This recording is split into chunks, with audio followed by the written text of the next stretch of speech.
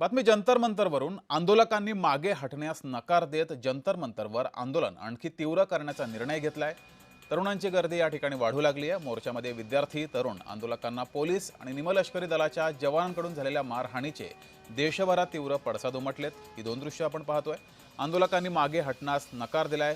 जंतर मंतरवर आंदोलन आणखी तीव्र करण्याचा इशारा या सर्व तरुणांनी दिलाय। तर दुसरी दृश्य आपण पाहतोय।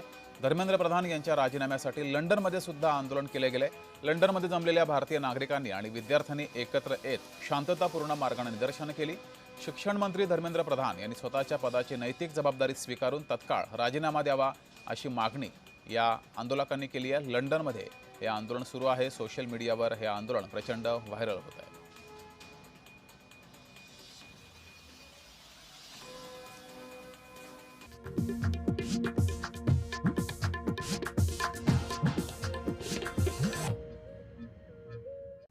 अमरावतीमध्ये